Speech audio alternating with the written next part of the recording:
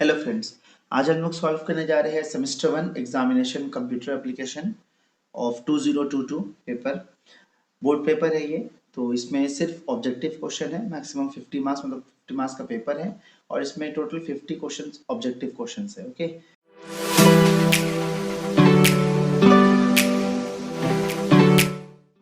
सो इसमें बस tick the correct question है। हर एक क्वेश्चन 1 मार्क्स का है, 1 मार्क्स का। तो हम लोग इसको स्टार्ट करते हैं सॉल्व करना।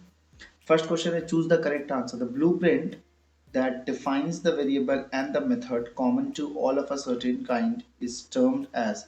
so blueprint जो होता है वो क्लास होता है। ओके, जो प्रोग्राम में जो भी ब्लूप्रिंट का पार्ट है वो क्लास होता है। सो यहाँ जो फर्स्ट आंसर है that is class. Okay, second answer. Next, the data type which contains integer as well as fractional part and occupies 32 bits। So 32 bit occupy करता है और फ्रैक्शन पार्ट भी रखता है। तो फ्रैक्शन पार्ट फ्लोट में होता है और डबल दोनों में होता है, बट 32 बिट्स का जो आता है वो फ्लोट आता है। ओके, डबल का साइज ज़्यादा है। तो this one is the correct answer. Again A is the correct answer. What is the final value stored in variable X. यहाँ पे वेरिएबल एक्स में फाइनल वैल्यू क्या स्टोर हो रहा है, let's see. Math dot A B S. So A B S का काम है साइन हटा देना, ये जो माइनस साइन लगा है उसको वो हटा देगा। तो मैथ डॉट एब्सोल्यूट वैल्यू देता है ये, तो एब्सोल्यूट वैल्यू आएगा 7.3, माइनस साइन हट जाएगा। नाउ मैथ डॉट सील का काम है वैल्यू को राउंड ऑफ करना अपर की तरफ, ऊपर वैल्यू की तरफ। सो 7.3 एबीएस की वजह से आ जाएगा और 7.3 को अगर ऊपर की तरफ राउंड ऑफ करेंगे तो 8.0 आंसर आएगा। क्योंकि ये डबल में रिटर्न करता है तो 8.0 ही आंसर इसका आएगा। दैट मीन्स इसका आंसर बी है, 8.0। Next, which of the following keyword is used to create symbolic constant in Java? So constant create करने के लिए symbolic constant और constant thing मतलब जो किसी भी चीज़ को अगर फिक्स करना है, किसी भी वेरिएबल को या समथिंग को, इसका वैल्यू चेंज ना किया जा सके, तो ऐसा कॉन्स्टेंट बनाने के लिए कौन सा कीवर्ड यूज होता है? इसका कीवर्ड होता है नंबर ए फाइनल। स्मॉल में लिखा होता है FINAL। अगर किसी भी वेरिएबल्स के आगे हम फाइनल यूज कर दें तो वो वेरिएबल कॉन्स्टेंट की तरह बिहेव करेगा। Next, name the type of error in a statement given below. Error क्या है? डबल एक्स सेमी कॉमा दे दिया। यहाँ कॉमा होना चाहिए, ओनली लाइन एंड में सेमी कॉमा होता है। तो यहाँ पे लाइन एंड नहीं हुआ है लेकिन फिर भी सेमी कॉमा दे दिया, मतलब ये लिखने का तरीका गलत है। इसको बोलते हैं सिंटैक्स एरर। तो ये इसका आंसर हो गया सिंटैक्स एरर। नेक्स्ट क्वेश्चन 2, इसमें दिया fill in the blanks with correct option. The keyword to create an object of a class. Object बनाने टाइम कौन सा कीवर्ड यूज करते हैं? बहुत ही सिंपल है, न्यू। स्मॉल लेटर्स में होता है new keyword. Next, the operator which act on one operand, जिसमें सिर्फ एक ही ऑपरेंट लगता है। तो उसमें टर्नरी में 3 लगता है और बाइनरी में 2 ऑपरेंट लगता है। Unary is the correct answer, जिसमें सिर्फ एक ऑपरेंट लगता है। ठीक है, इसमें जैसे कि A plus plus B plus plus, सिर्फ A यूज हुआ या B यूज हुआ। Okay, single operand. Next, the ASCII code of B. Capital B का एस्की कोड कैपिटल लेटर का स्टार्ट होता है 65 से। तो A 65 है, B 66। so this is the correct answer. Next, a dash method need to be called with the help of an object. Okay, object के help से किसी मेथड को बुलाना होता है, वो मेथड को हम लोग क्या बोलते हैं? It's a non static method. Static method को हम लोग ऑब्जेक्ट के हेल्प से नहीं बुलाते, वो डायरेक्ट कॉल होता है। तो यहाँ पे हमारे पास जब हम ऑब्जेक्ट बना के कॉल करते हैं तो वैसा जितने भी मेथड होते हैं वो सब नॉन स्टैटिक है। Next, parameters used in the method call statement are. अच्छा, कॉलिंग स्टेटमेंट, जब हम लोग किसी फंक्शन को कॉल करते हैं, किसी मेथड को कॉल करते हैं, वहाँ पे जो पैरामीटर डालते हैं वो एक्चुअल पैरामीटर होता है। और जो फंक्शन में वैल्यू कॉपी होता है, जहाँ पे फंक्शन लिखा होता है, वहाँ पे जो वेरिएबल यूज करते हैं वो फॉर्मल होता है। तो हम लोग सेंड जो करते हैं, भेजते जो वैल्यूज है वो एक्चुअल पैरामीटर्स हैं। तो यहाँ बात एक्चुअल पैरामीटर्स की हो रही है। Next question 3, name the following. The concept of having more than one constructor with different types of parameter.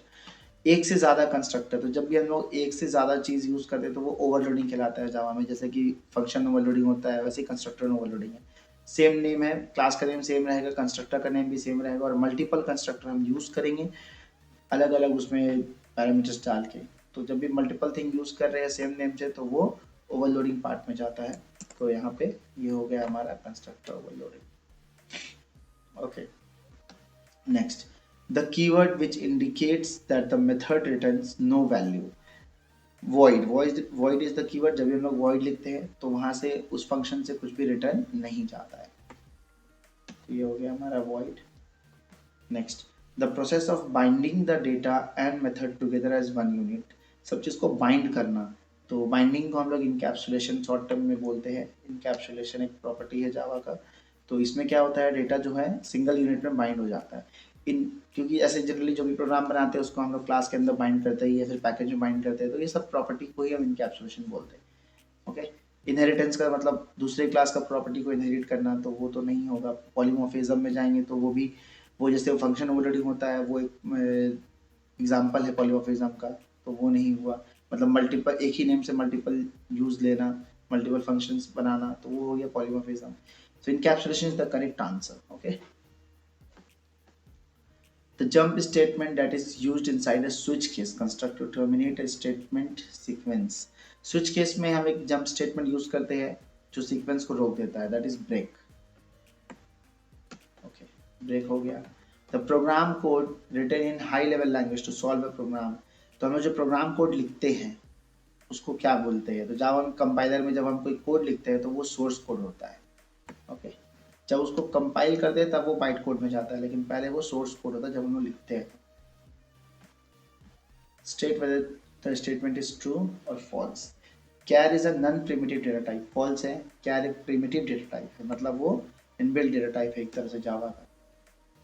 Multi-line comment in Java start with this sign and end with this sign, बिल्कुल correct है। Multi-line statement ऐसे ही, ये startup sign है, ये and का sign है, तो ये ट्रू हो गया।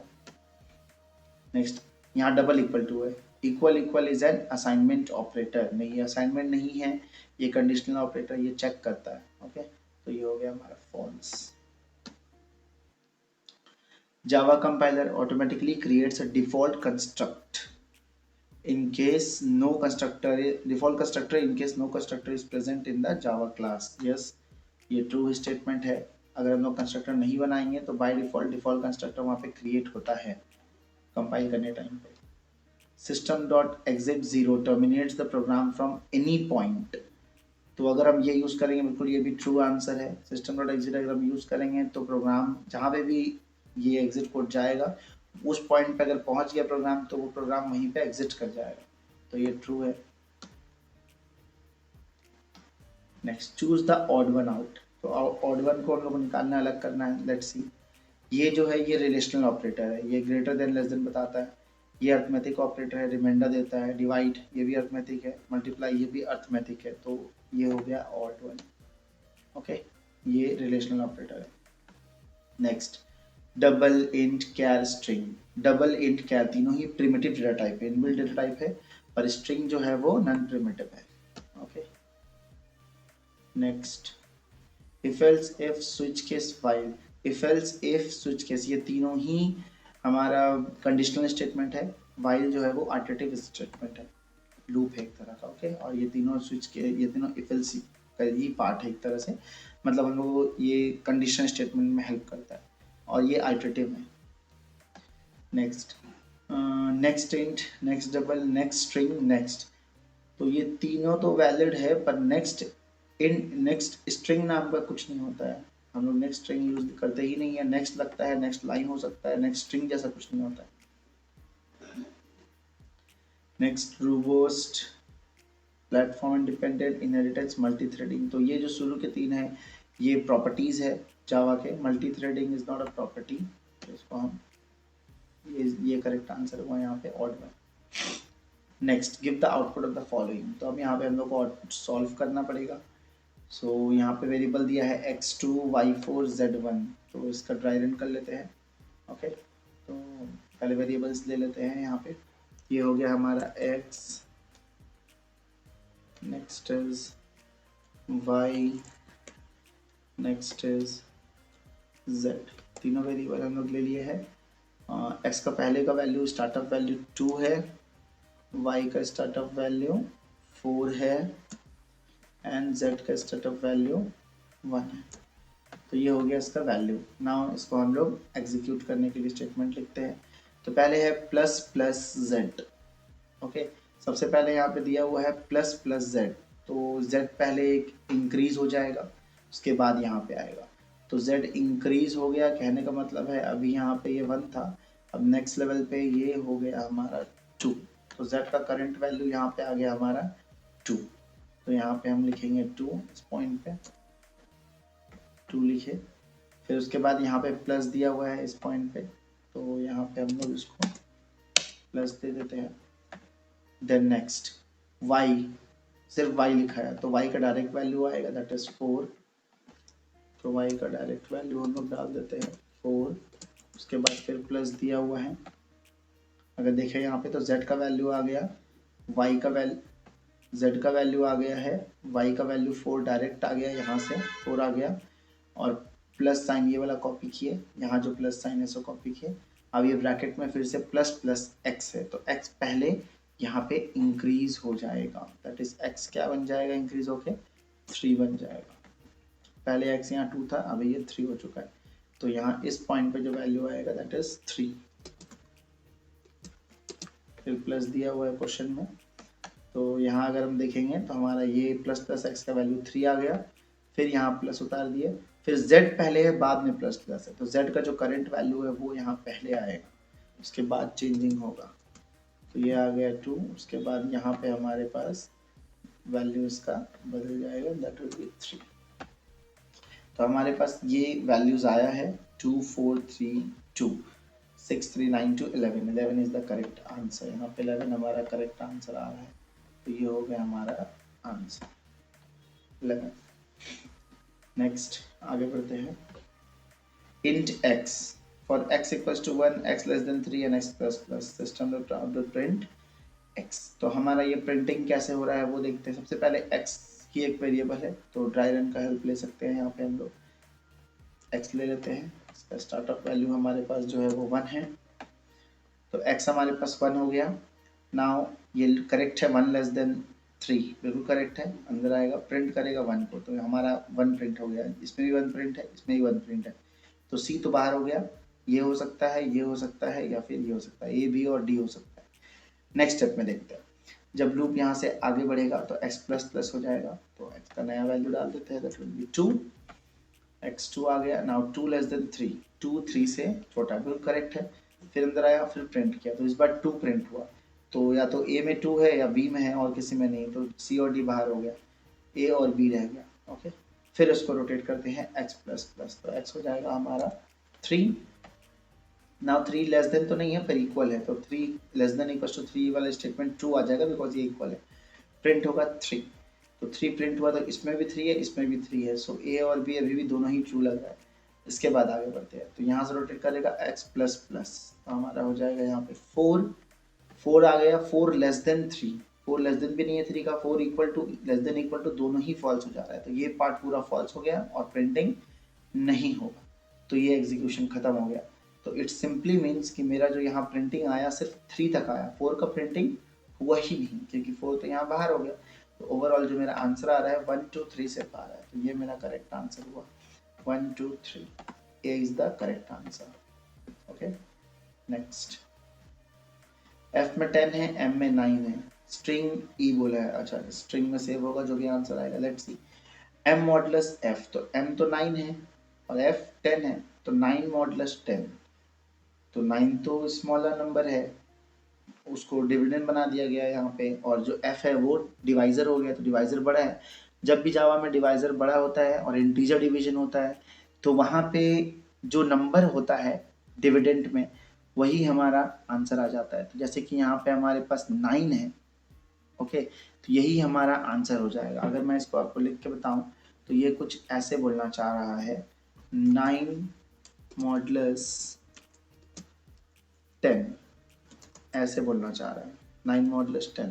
तो 9 मॉडुलस 10 का मतलब होता है 9 और 10 को आप डिवाइड कर रहे हो और इसका रिमाइंडर क्या आएगा, तो इसका रिमाइंडर हमेशा ही हमारा इटसेल्फ आता है, इसका जो रिमाइंडर है वो हमेशा इटसेल्फ आएगा, मतलब कि 10 से जब भी हम इस तरह से डिवाइड या किसी भी नंबर से जो बड़ा है, फर्स्ट नंबर से बड़ा होगा अगर सेकंड नंबर, तो डिवाइजर अगर बड़ा हो तो हमारा जो वैल्यू आ जाता है वो डिविडेंड ही आ जाता है, तो इसका आंसर आएगा 9, ओके, डिविडेंड इसका आंसर हो जाएगा 9। तो यहाँ पे ई में जो आंसर सेव होगा 9। तो अब यहाँ बोल रहा है कि इस पॉइंट पे 9 आया और यहाँ लगा दिया है इक्वल इक्वल्स टू। ओके, तो यहाँ पे इक्वल इक्वल्स टू लगा हुआ है, तो ये 9 आंसर दिया, जैसे कि हम लोग यहाँ पे देखे हैं, यहाँ पे 9 आ चुका आंसर, तो ये हमारा 9 आंसर दिया और इक्वल इक्वल टू लगा के यहाँ भी 9 आंसर है, मतलब ये दोनों करेक्ट है, 9 इक्वल टू 9 ट्रू है, तो ये पूरा पार्ट का आंसर ट्रू है। अगर ये ट्रू आ चुका है तो ट्रू में जो टर्नरी ऑपरेटर होता है वो फर्स्ट पार्ट को लेता है, ये जो रेशियो का साइन है इस टू का साइन, इसके पहले का पार्ट को ये एक्सेप्ट करता है, तो यहाँ पे यस इज द आंसर। तो यस किस में सेव होगा, ई में सेव होगा, और ये स्ट्रिंग टाइप है तो वाई यस कैपिटल में यस, यहाँ पे खाली यस सेव होगा। ओके, तो अगर हम लोग आंसर पे जाए तो हमारा जो करेक्ट आंसर रहा है यहाँ पे वो ए रहा है, that is yes. Next switch statement दिया हुआ है, लेट्स सी, केस एम है हमारे पास, केस जी है, डिफॉल्ट है, पहले लिख दिया डिफॉल्ट, कोई बात नहीं, केस डब्ल्यू है। लेट्स सी आगे क्या दिया है, इतने सारे केसेस यहाँ दिए हैं। ऑप्शन में दिया है when x equals to small g, तो x equals to small g मतलब स्विच x किया है, तो x में क्या आया, स्मॉल g, ये m है नहीं मैच किया, कैपिटल G भी नहीं मैच किया, W भी नहीं मैच किया। जब तीनों में से जितने भी स्टेटमेंट होते हैं कोई मैच ना करे तो डिफॉल्ट में जाता है, तो डिफॉल्ट यहाँ पे हमारे पास देख रहे हैं कि डिफॉल्ट ही में ही जाएगा, बिकॉज स्मॉल g जैसा कुछ भी नहीं है इसमें, तो यहाँ डिफॉल्ट में जाएगा और प्रिंट होगा एनी सॉफ्टवेयर, उसके बाद लगेगा ब्रेक, मतलब आगे और कोई प्रिंटिंग भी नहीं होगा, सिर्फ एनी सॉफ्टवेयर यहाँ पे प्रिंट होगा। तो लेट्स सी क्या आंसर है, गूगल मीट नहीं हुआ, any software B answer correct दिख रहा है, इसमें Google Meet with any software false है, ये भी फॉल्स है, तो करेक्ट आंसर हमारा यहाँ आया एनी सॉफ्टवेयर नंबर बी। आगे बढ़ते हैं, इंट v इक्वल्स टू 5, हमारे पास यहाँ फिर से एक वेरिएबल ले लेते हैं। ओके, और ड्राई रन, तो हमारे पास यहाँ पे v है और v का इनिशियल वैल्यू हम लोग ले लेते हैं, दैट इज 5। ओके, तो अब देखते हैं, यहाँ पहले आ गया माइनस माइनस v, तो पहले ही स्टेटमेंट में ये 4 हो गया है। ओके, तो अब ये 4 है, 4 greater than equal to 0, correct बात है, 4 तो बड़ा है 0 से, प्रिंट होगा v यानी कि 4 प्रिंट होगा। तो अगर हम लोग आउटपुट भी अलग से निकाल के देख ले तो उस पर भी हम लोग को समझ में आएगा कि क्या हो रहा है। लेट्स सी, तो फर्स्ट हम लोग का जो प्रिंट हुआ दैट इज 4 प्रिंट हुआ, फिर यहाँ से लूप रोटेट किया minus minus V, so minus minus V का मतलब हो गया कि फिर से ये घट गया और ये 4 से क्या हो गया 3 हो गया। जब ये 3 हो गया, 3 ग्रेटर देन इक्वल टू 0, अभी भी करेक्ट है, फिर प्रिंट हुआ 3, क्योंकि यहाँ एल नहीं लगा है तो बगल में ही प्रिंट होगा, सिस्टम डॉट आउट प्रिंट है, तो 3 भी प्रिंट हो रहा है, हमारा वी का करंट वैल्यू हमारे पास 3 है, तो यहाँ पे प्रिंट हुआ 3। ओके, फिर आगे बढ़ते हैं, तो यहाँ से प्रिंट हो गया, फिर आगे गया, यहाँ से रोटेट किया माइनस माइनस वी, तो वी हमारा हो गया दिस टाइम 2, तो 2 ग्रेटर देन 0, बिल्कुल करेक्ट है, 2 ग्रेटर देन 0 है, प्रिंट वी, तो वी करंट वैल्यू 2 है, 2 प्रिंट हो जाएगा। ओके, फिर आगे बढ़ते हैं, यहाँ से माइनस माइनस वी बोला, तो वी जब माइनस माइनस बोल दिया है तो ये 2 की जगह पे अब क्या हो गया 1 हो गया, सो 1 ग्रेटर देन 0, करेक्ट है, करेक्ट है, ग्रेटर देन इक्वल टू 0 है, फिर 1 भी प्रिंट हो गया यहाँ पे, तो यहाँ पे हमारे पास जो आंसर हुआ 1 आया। फिर इसके बाद ये आगे बढ़ेगा, फिर यहाँ से रोटेट करके माइनस माइनस वी पे जाएगा, माइनस माइनस वी, तो यहाँ पे क्या आंसर आया, यहाँ पे 0 आ गया। ना 0 बड़ा तो नहीं है, 0 ग्रेटर देन तो नहीं है 0 से, पर इक्वल तो है, तो करेक्ट है, ये भी ट्रू है। फिर अंदर है, प्रिंट कर दिया 0, तो यहाँ पे क्या प्रिंट हो गया हमारा 0 प्रिंट हो गया। आफ्टर दिस हम फिर यहाँ से रोटेट करके गए माइनस माइनस, तो माइनस माइनस के 0 के बाद क्या नंबर आएगा, 0 के बाद ऑफकोर्स -1 आएगा, और माइनस करेंगे फर्दर तो -1 आया। अब -1 ग्रेटर देन 0 भी नहीं है, इक्वल भी नहीं है, तो ये पार्ट फॉल्स हो गया, तो आउटपुट क्या आया 43210, तो 43210 सिर्फ फर्स्ट ए में हमारा दिख रहा है, तो करेक्ट आंसर हमारा यहाँ पे ए हो गया है 43210। ओके, नेक्स्ट आगे बढ़ते हैं, given below is the class with the following specification, तो यहाँ पे एक बड़ा सा प्रोग्राम दिया हुआ है और इस प्रोग्राम में अलग अलग पार्ट्स में नंबर दिए हुए हैं और हर नंबर एक फिल इन द ब्लैंक को रिप्रेजेंट कर रहा है, और हमारे पास इसी तरह से ऑप्शंस दिए होंगे हर फिल इन द ब्लैंक्स को भरने के लिए। तो ये एक प्रोग्राम है जिसका क्लास नेम नंबर है, क्लास नेम दिया हुआ है, to extract and print each digit of a given number from last digit of the first digit on separate line, तो हर डिजिट को प्रिंट करना है पीछे से लेके फर्स्ट तक, जैसे कि 476 पीछे से अगर देखें तो 476 यहाँ पे आंसर आता है। और ये डिस्प्ले नाम का एक फंक्शन ने बनाया है, और एक फंक्शन है display to print numbers from 0.5 to 5.0 with updation of 0.5। एक सीरीज प्रिंट करना 0.5 को 0.5 से ही आगे बढ़ाते हुए 5.0 तक। देख लेते हैं क्या क्या हमारे पास दिया हुआ है। सबसे पहले क्लास बगल में ब्लैंक दिया हुआ है, यहाँ क्लास नेम होना चाहिए। तो क्लास नेम हमारे पास यहाँ पे पहले से ही गिवन है नंबर, तो यहाँ नंबर आना चाहिए। देखते हैं ऑप्शंस में क्या दिया है। 1 नंबर के ऑप्शन में ये यहाँ पे ही दिया हुआ है। 2 नंबर का एक्चुअली सभी नंबर लिखे हैं, पर ये मैच कर रहा है फर्स्ट वाला, क्योंकि जैसे यहाँ पे क्वेश्चन में लिखा है वो एकदम exact same capital and small letter का कॉम्बिनेशन है। तो हमारे पास ये आंसर हो गया नंबर 1। सेकंड पे देखते हैं क्या दिया है, ब्लैंक। सेकंड, अच्छा वाइल लूप का ब्लैंक है। तो वाइल लूप यहाँ पे जो पार्ट बोला गया था डिस्प्ले इन 10 वाले में, extract and print each digit. तो यहाँ पे वाइल लूप में जो होता है, जब भी हम नंबर एक्सट्रैक्ट करते हैं तो जो हमारा नंबर होता है, लाइक सपोज n एक वेरिएबल है, जैसे यहाँ n इक्वल टू 674 बोला, अगर n है तो n should be greater than 0 होना चाहिए, या n नॉट इक्वल्स टू 0 होना चाहिए। देखते हैं यहाँ ऑप्शंस में हमारे पास क्या क्या दिया है सेकंड पॉइंट के लिए। तो सेकंड पॉइंट में हमारे पास लेस देन 0 है, ग्रेटर देन 0 है, इक्वल टू 0 है, इक्वल टू 0 है। तो ग्रेटर देन 0 होना चाहिए, जैसे मैंने आपको बताया। नॉट इक्वल टू 0 भी हो सकता है, ग्रेटर देन 0 भी हो सकता है, दोनों लगा सकते हैं। और ऑप्शंस में यहाँ पे n greater than 0 number B पे, सॉरी नंबर बी पे गिवन है, तो number B is the correct answer, n greater than 0 second point के लिए। तो ये हमारा आ गया n ग्रेटर देन 0। ये डिजिट एक्सट्रैक्शन के लिए यूज होता है, व्हाइल लूप का कंडीशन होता है। नेक्स्ट, रिमाइंडर निकालने के लिए जो भी नंबर होता है उसको हम लोग मॉडुलस 10 से डिवाइड कर, मतलब मॉडुलस 10 कर देते हैं, उसके साथ रिमाइंडर निकालते हैं। और जो रिमाइंडर निकलता है वही आखिरी डिजिट होता है अगर हम 10 से काट रहे हैं तो हमारे पास यहाँ पे बहुत ही क्लियर है कि नंबर अगर मेरा n है तो मॉडुलस 10 होना चाहिए। लेट्स सी क्या दिया है थर्ड ऑप्शन में हमारे पास, modulus n modulus 100 and divide by 10 and modulus 10 and divide by 100। तो of course C is the correct answer, n modulus 10। ये लास्ट डिजिट एक्सट्रैक्ट करके हमें देता है। नेक्स्ट, फोर्थ पॉइंट पे देखेंगे। फोर्थ पॉइंट पे हमारे पास जो गिवन है n इक्वल्स टू, अच्छा यहाँ तो प्रिंट हो चुका है, जो हमारा REM जो निकला था वो हमारा लास्ट डिजिट था, वो तो प्रिंट हो गया। अब लास्ट डिजिट प्रिंट होने के बाद हमको बचा हुआ नंबर को अलग करना होता है। तो जैसे अगर हमारे पास यहाँ 674 था तो 4 तो प्रिंट हो गया, तो 67 को अलग करना है। तो उसके लिए n डिवाइड बाई 10 होता है, यहाँ पे मॉडुलस की जगह डिवीजन लगता है। n डिवाइड बाई 10 करेंगे, रिमेनिंग नंबर जो बचे हुए नंबर्स होंगे वो आ जाएंगे। जैसे 4 यहाँ पे प्रिंट हो गया, 4 यहाँ एक्सट्रैक्ट हो गया था रिमाइंडर में, तो उसको प्रिंट कर दिए थे, तो अब 67 बच रहा है, तो वो निकालने के लिए n डिवाइड बाई 10 होता है। लेट्स सी 4 नंबर के ऑप्शन में क्या क्या दिया है हमारे पास।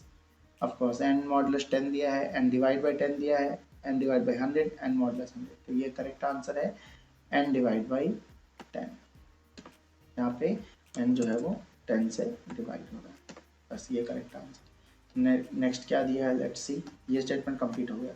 अच्छा, नेक्स्ट में यहाँ पे जो सीरीज का ऑप्शन दिया, to print the number from 0.5 to 5.0, gapping कितना है 0.5 का, अपडेशन वैल्यू है। लेट्स सी क्या क्या दिया है। तो लूप कहाँ से चलेगा, कहाँ तक चलेगा, यही पूछा है। और यहाँ इंक्रीमेंट तो 0.5 कर ही दिया है, प्रिंटिंग भी कर दिया, सिर्फ स्टार्टिंग और एंडिंग पूछा है, तो यहाँ गिवन ही है। 0.5 से स्टार्ट होगा, 5.0 तक जाएगा। तो फर्स्ट में हमारा जो यहाँ फिफ्थ पॉइंट जो दिया है फॉर में, यहाँ 0.5 होना चाहिए। स्टेटमेंट क्या लिखाएगा, लूप एक्स का है, यहाँ से पता चल रहा है कि लूप एक्स का, तो x इक्वल टू 0.5 होना चाहिए। लेट्स सी ऑप्शंस क्या क्या है। ओके, यहाँ वेरिएबल का, अच्छा इनिशियलाइजेशन भी किया है, तो 0.5 की डबल वैल्यू है तो वो हमको लेना है। तो यहाँ पे फर्स्ट वन ही करेक्ट है, यहाँ तो डबल के साथ हमारा 0.0 दिया है। और जो भी डेटा इनिशियलाइजेशन होता है हमारा, डिक्लेयर करते हैं या इनिशियलाइज करते हैं, तो हमारे पास यहाँ पे डिक्लेरेशन जो लगता है डेटा टाइप वो स्मॉल लेटर में रहता है डबल, तो यहाँ पे डबल जो है वो स्मॉल लेटर वाला सिलेक्ट किया है, और 0.5 वैल्यू होना चाहिए तो वो दिया है। नेक्स्ट पार्ट में दिया है यहाँ कंडीशन स्टेटमेंट भी लिखना है, x should be less than equals to 6 number, तो लेस देन इक्वल टू कर कहाँ तक दिया था, 5.0 तक जाना है। तो 5.0 will be the less than, तो x less than equals to 5.0 होना चाहिए last answer. Let's see, okay x greater than दिया, x less than equals to 5.0 होना चाहिए, तो ये करेक्ट हो गया मेरा आंसर नंबर बी। ओके, तो ये पार्ट कंप्लीट हुआ। नेक्स्ट क्वेश्चन में आगे बढ़ते हैं। ओके, एक और प्रोग्राम दिया है, school is giving away merit certificate for the student who have scored 90% and above in the class 10। तो यहाँ क्लास नेम भी गिवन है, स्ट्रिंग, डबल, इस तरह से वेरिएबल्स कुछ गिवन है। इनपुट लेने के लिए एक फंक्शन है, मेरिट चेक करने के लिए फंक्शन है, डिस्प्ले के लिए फंक्शन है, और मेन भी बना हुआ है। चलिए फिल इन द ब्लैंक्स देखते हैं क्या क्या गिवन है।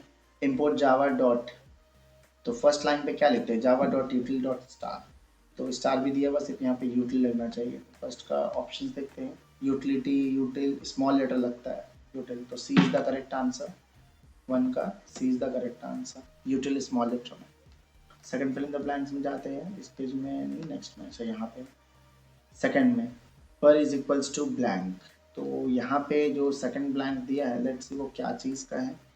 हम इनपुट फंक्शन यहाँ पे लिख रहे हैं, scanner object, new scanner input ले रहे हैं, यहाँ पे नेम इनपुट ले चुके हैं, और 2 चीज़ मांगे थे, नेम एंड परसेंटेज, तो नेम इनपुट हो गया है और परसेंटेज इनपुट लेना बाकी है, तो उसका स्टेटमेंट लगेगा। क्या क्या इनपुट करने बोला गया था वो भी देख सकते हैं, inter name of a student, inter percentage obtain by the student. Percentage किस कैटेगरी में है, डबल में है, मतलब किस डेटा टाइप में है, डबल में है। तो हम लोग जो यहाँ इनपुट स्टेटमेंट लिखाएगा, बिकॉज ये तो हम वैल्यूज मांग चुके हैं, यूज़र नेम दे भी चुका है, तो यहाँ पे लिखाना चाहिए हमारा obj डॉट नेक्स्ट डबल, क्योंकि ये डबल टाइप है, ठीक है। तो पर में क्या दिया है, ऑप्शन नंबर 2 पे देखते हैं, okay, obj dot next double, of course यहाँ पे कैपिटल लेटर होगा। जब हम लोग इस तरह से वैल्यूज को रिसीव करते हैं तो वहाँ पे हम लोग को कैपिटल लेटर यूज़ करना होता है, इंट का भी कैपिटल यूज होता है, डबल का भी डी कैपिटल होगा, और obj डॉट होगा। यहाँ फ्लोट दिया, फ्लोट नहीं क्योंकि ये डबल टाइप है, तो A is the correct answer, okay. Third point पे चलते हैं, थर्ड पॉइंट पे हमारे पास इफ कंडीशन लिखा हुआ है, तो इफ में हमारे पास वॉइड मेरिट फंक्शन का है। देखते हैं वॉइड मेरिट फंक्शन में क्या बोला गया था, check the percentage and avoid the merit, तो परसेंटेज चेक करने बोला गया है, लिमिट क्या दिया है, हुआ score 90% and above in the class 10, 90% and above होना चाहिए, ये चेक करना है। तो मेरिट पे बोला है check the percentage and avoid the merit, तो लेट्स सी 90% एंड अबव बोला था, 90% भी इंक्लूडेड है, तो अवॉर्डेड यहाँ लिखाएगा, सेव हो जाएगा। इसमें यहाँ कंडीशन होना चाहिए, जो भी हमारा वेरिएबल है उसके साथ ग्रेटर देन इक्वल टू 90 होना चाहिए। तो वेरिएबल PER है, यहाँ से पता चल रहा है कि परसेंटेज इसमें लिया है, तो PER greater than equal to 90 होना चाहिए। थर्ड का ऑप्शन देखते हैं, PER greater than equal to 90 है, less than greater than equal to, तो first one is the correct answer, because 90 को इंक्लूड किया है और 90 से बड़ा भी बोला है। क्वेश्चन के अकॉर्डिंग अगर हम लोग क्वेश्चन में देखें, यहाँ साफ लिखा हुआ है who have scored 90% and above, तो इक्वल भी है, बड़ा भी है, तो हम लोग यहाँ सेलेक्ट कर लिया है greater than equal to 90, okay. So 3 complete हो गया, let's see next one, number 4। लेकिन अगर उसको नहीं मिलता है या लेस देन 90 आता है, तो ऑफकोर्स उसको अवॉर्डेड नहीं है वो, तो नॉट अवॉर्डेड प्रिंट होना चाहिए यहाँ पे, है ना। तो यहाँ पे वेरिएबल सेव होना चाहिए, नॉट अवॉर्डेड, वैल्यू सेव होना चाहिए, नॉट अवॉर्डेड। तो नॉट अवॉर्डेड के लिए हम लोग नीचे ऑप्शन देखते हैं, क्या हमारे पास ऑप्शन में है, नॉट अवॉर्डेड है, not awarded, awarded, not awarded. तो देखते हैं कौन सा करेक्ट स्टेटमेंट है। देखने में सब करेक्ट लगेगा, लेकिन ऐसा नहीं है, सी तो पहले ही बाहर हो गया, अवॉर्डेड ने है ही नहीं, इस केस में नॉट अवॉर्डेड है, फर्स्ट वन भी नॉट अवॉर्डेड है, बी भी नॉट अवॉर्डेड है और डी भी नॉट अवॉर्डेड है, तो कौन सा करेक्ट है। इसमें सिंटेक्स एरर है, इन्वर्टेड कॉमा नहीं लगा है, इसमें इन्वर्टेड कॉमा लगा है और सेमी कॉमा भी है, इसमें इन्वर्टेड कॉमा लगा है पर सेमी कॉमा नहीं है, तो ये करेक्ट स्टेटमेंट हमारा हो जाता है नॉट अवॉर्डेड, ओके। ये पूरा लाइन को कंप्लीट कर रहा है, B number will be the correct answer, तो यहाँ पे हमारा बी नंबर आएगा, ओके। नेक्स्ट 5 में सिर्फ वॉइड लगा हुआ है यहाँ पे, है ना, तो लेट्स सी कौन से फंक्शन की बात की जा रही है, ओके। मेरिट हो गया हमारे पास चेक, डिस्प्ले फंक्शन की बात की जा रही है, अब वैल्यू डिस्प्ले होगा, तो नंबर 5 में देखिए यहाँ डिस्प्ले किया है, नेम डिस्प्ले किया है, प्रिंट किया है, परसेंटेज एंड सर्टिफिकेट क्या मिल रहा है, अवॉर्ड नॉट अवॉर्डेड का, तो यहाँ पे हमारा क्या लगेगा, नंबर 5 का जो आंसर होगा यहाँ पे डिस्प्ले। तो लेट्स सी क्या क्या ऑप्शन में हमारे पास गिवन है, ये रहा ऑप्शन, तो ये होना चाहिए इसका आंसर, बिकॉज क्वेश्चन में ऐसे ही फंक्शन का नाम दिया है कैपिटल लेटर के साथ। ओ सॉरी, यहाँ पे स्मॉल लेटर दिया है, DISPLAY, तो स्मॉल लेटर अगर दिया है तो स्मॉल लेटर यूज कर लेते हैं, तो उसका आंसर ए होगा, okay. A is the correct answer, display. Next part में यहाँ पे नंबर 6 में जाएंगे, तो student S is equal to new student, यहाँ क्लास का नेम होता है, ओके। और एस कैपिटल में है क्या स्टूडेंट का, लेट्स सी, हाँ क्लास का नेम एस कैपिटल में, तो स्टूडेंट एस हमारे पास यहाँ पे दिया हुआ है, न्यू स्टूडेंट क्लास का नेम होता है। तो देखते हैं ऑप्शन में क्या क्या हमारे पास है, ओके। एस कैपिटल है और इसमें भी एस कैपिटल है इसमें सेमी कॉमा है प्लस फंक्शन का साइन भी है, तो ये करेक्ट आंसर हुआ नंबर ए। दूसरों में सेमी कॉमा नहीं है। ओके, तो student bracket and then semi comma, तो ये इसका करेक्ट आंसर हो गया इसका, और इस तरह से ये भी पूरा हमारा सॉल्व हो गया। Next program, the following program segment checks whether number is an abundant number or not. A number is said to be abundant number when the sum of its factor excluding the number itself is greater than the number. तो जैसे कि हमारे पास कोई number है, उसका factors लेंगे itself को छोड़ के, जैसे 12 का हमारा 1 2 3 4 5, सॉरी 5 नहीं होगा 6 होगा, 1 2 3 6, 4 के साथ 6, तो इन सबको हम यहाँ पे ऐड करेंगे, 16 आया। ठीक है, अब ये बड़ा होना चाहिए नंबर से, तो ऑफकोर्स 12 से ये बड़ा है, तो ये हो गया हमारा अबंडेंट नंबर। लेट्स सी क्या क्या ऑप्शन दिया है। तो इसके लिए हम लोग को फैक्टर्स निकालना होगा। फैक्टर्स निकालने के लिए हम लोग हमेशा जो डिवीजन स्टार्ट करते हैं वो 1 से करते हैं। जनरली नंबर इटसेल्फ तक जाते हैं, बट यहाँ इटसेल्फ तक नहीं जाएंगे, लेस देन रहेगा। वॉइड अबेंडेंट एन, तो एन यहाँ यूज किया गया है, हमारे पास दिख रहा है कि एन एक वेरिएबल है जिसमें नंबर स्टोर्ड है। तो लूप हमारा एक स्टार्ट होगा, लूप वेरिएबल कुछ भी ले सकते हैं। अब यहाँ क्या यूज है ऑप्शन में देख लेंगे, और 1 पार्ट में दिखेगा लूप वेरिएबल जो होना चाहिए वो 1 से स्टार्ट होना चाहिए, क्योंकि यहाँ पे हमारा जो फैक्टर्स है वो 1 से स्टार्ट होता है। तो हमको लूप वेरिएबल इसलिए चाहिए ताकि हम बार बार डिवाइड करके देख सके, तो 1 से स्टार्ट होना चाहिए। लेट्स सी i = 1 गिवन है, पहले ही आंसर यहाँ पे करेक्ट हो जा रहा है, और ये स्मॉल लेटर्स में इंट रहेगा, तो A is the correct answer. First मिल गया। सेकेंड वन देखते हैं कहाँ तक जाएगा। ऑफकोर्स नंबर इटसेल्फ तक जाता है, लेकिन इस बार हमारे पास नंबर इटसेल्फ नहीं लेना है, ऐसा अबंडेंट नंबर में इंस्ट्रक्शन ही है यहाँ पे, एक्सक्लूडिंग द नंबर इटसेल्फ लिखा है यहाँ पे। तो हम लोग को यहाँ जाना चाहिए i should be less than n। तो सेकंड ऑप्शन में हमारे पास क्या क्या है, i less than equal to n, वो नहीं होगा, i लेस देन n, ये करेक्ट पार्ट है इसका, number B, i less than n। Third में देखेंगे हमारा i प्लस प्लस हो चुका है। अब हम लोग को फैक्टर्स में इफ कंडीशन देना है, बहुत ही सिंपल है, n मॉडुलस i, n को i से डिवाइड करना है और साथ में रिमाइंडर 0 आना चाहिए। कोई किसी का फैक्टर है तो उसका रिमाइंडर मतलब वो 0 हो जाता है। लाइक अगर नंबर अगर कुछ भी जैसे 12 है और उसको अगर हम 1 से काट रहे हैं तो रिमाइंडर यहाँ पे 0 आएगा। दैट मीन्स नंबर अगर 12 है तो n और i 1 है तो मॉडुलस i, तो n modulus i equals to 0, ये कंडीशन होना चाहिए नंबर 3 पे। लेट्स सी क्या दिया है, n modulus i equals to 0, तो ये पहला ही आंसर हमारा करेक्ट यहाँ पे दिख रहा है, नंबर ए। उसके बाद हमारे पास नंबर 4 में दिया, यहाँ तो हमारा चेकिंग हो गया और फिर उसका हम सम भी कर लिए हैं। अब सम करने के बाद ये लूप हमारा कंप्लीट हो जा रहा है। ओके, लूपिंग स्ट्रक्चर यहाँ पे खत्म हुआ।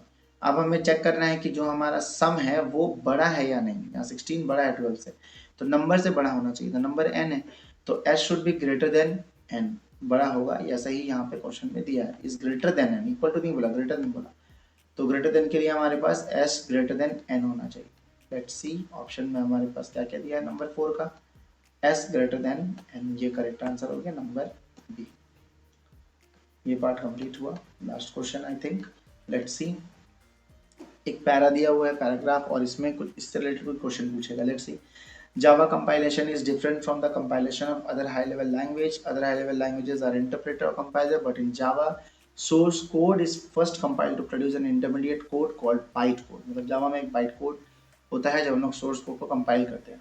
This bytecode is platform independent. ये एक platform independent code है and is highly optimized to set of instructions designed to be executed by Java. तो Java इसको execute करता है bytecode को in the runtime system called JVM. Okay, Java virtual machine जो इस कोड को execute करता है। JVM is a Java interpreter loaded in the computer memory as soon as Java is loaded. जैसे जावा ओपन करते हैं हम लोग, वैसे ही JVM कंप्यूटर मेमोरी में लोड हो जाता है और फिर वो इंस्ट्रक्शन पास करता है, कंप्यूटर को इंटरप्रेट करता है। सो यहाँ पे हमारे पास JVM is different for different platform. Let's see full form of JVM, Java virtual machine, यहीं पे लिखा है जावा वर्चुअल मशीन, तो ये हमारा हो गया Java virtual machine, number C is the correct answer. Okay, next one, Java code is compiled और interpreted only compiled, only interpreted, translated। Java code compile तो होता ही है, यहाँ पे क्लियरली लिखा है compiled to produce intermediate code, और फिर वो इंटरप्रेट भी होता है क्योंकि JVM एक इंटरप्रेटर है। सो इंटरप्रेट उसको जो इंटरप्रेटिंग करना है, तो कंपाइलिंग के बाद कोड को कंप्यूटर को इंटरप्रेटेड भी किया जाता है। ओके, तो ये हमारा हो गया कंपाइल्ड एंड इंटरप्रेटेड। दोनों आंसर कर, मतलब दोनों रहेगा, एंड लगेगा। नेक्स्ट हमारे पास है Java source code is compile to produce. तो सोर्स कोड को जैसे ही हम लोग कंपाइल करते हैं वो हम लोग को देता है बाइट कोड। यहाँ लिखा है intermediate code called byte code, तो इसका आंसर हमारा हो गया byte code. Number 4 JVM is an. JVM क्या है? जेवीएम एक इंटरप्रेटर है। ओके, तो जेवीएम हो गया हमारा इंटरप्रेटर, ये यहाँ पे मेंशन किया गया है, JVM is a Java interpreter. Okay, तो इस तरह से हमारा पेपर कंप्लीट हो गया है। 50 मार्क्स पेपर हमने सॉल्व कर लिया है।